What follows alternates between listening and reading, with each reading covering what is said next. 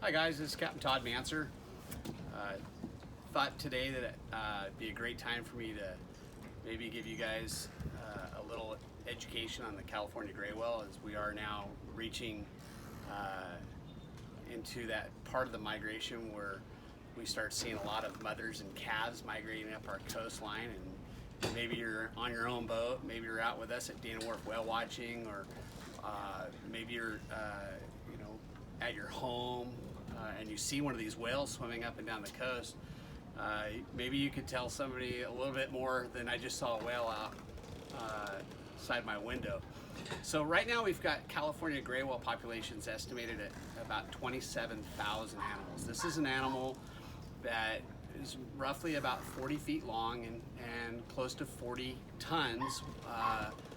They spend their summer months feeding on amphipods and crustaceans in the Bering Sea and in the Chukchi Sea, traditionally as bottom feeders. They're a little bit unique because of the shape of their mouths, not having the capacity to get large volumes of water in their mouth, even though they do feed on things like krill in the upper and middle water column. They're better suited for eating amphipods and crustaceans that we find in the sediment at the bottom of our oceans, and those nutrients are more plentiful in our polar regions than they are in our temperate waters. So each year these animals make this long migration from where they're feeding up in the polar feeding grounds down to these temperate, secluded lagoons of Baja, where they'll mate, calve, nurse, and socialize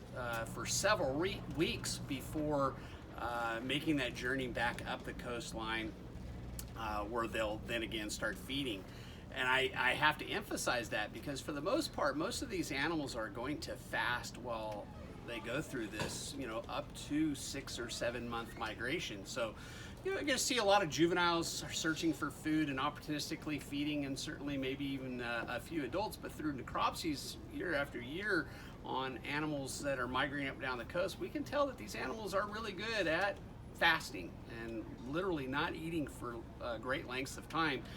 And the way that they can do this is they store up large amounts of fatty lipids by eating continuously 24 hours a day, 7 days a week in the Bering Sea and the Chukchi Sea before evacuating as the ice plates form in those regions.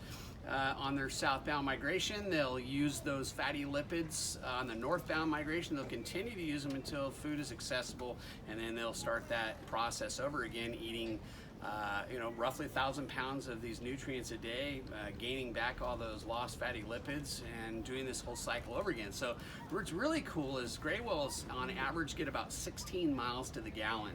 So for every mile a gray whale travels, it loses, for every 16 miles a gray whale travels, it loses 1 gallon of fatty lipid. Which is quite amazing when you consider their distance. So these animals are going to be traveling upwards of between 10 and 12,000 miles round trip. So we're talking a massive amount of weight loss. However, even through that, they have enough stored fatty lipids to survive without being emaciated by the end of this journey. In fact, mothers are going to conceive typically as they make their southbound migration. They'll start coming into season roughly late October-ish, right around there, and they may mate and conceive at that time. If they do not, they'll ovulate again 40 days later. So we see continuous mating for the higher percentage of conception. Their gestation period is roughly 12 months. Calves are going to be born, roughly about where they conceive. So with an annual migration, if these animals have conceived, north of Los Angeles, the likelihood that they're going to be born north of Los Angeles is pretty high. So we do see a lot of southbound gray whale calves with their mothers.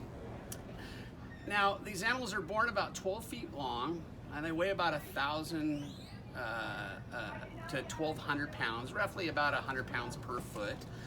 And the mother will obviously be lactating. The fat value of the lactation is about 53%. So unlike human milk, which is 2% fat, gray whale milk is very, very thick, like cheese. And so gray whale calves are going to have the opportunity to gain weight quite rapidly. And this is very important because not only do they need the energy and the fat, but they're also going to need the blubber for insulation to thermal regulate.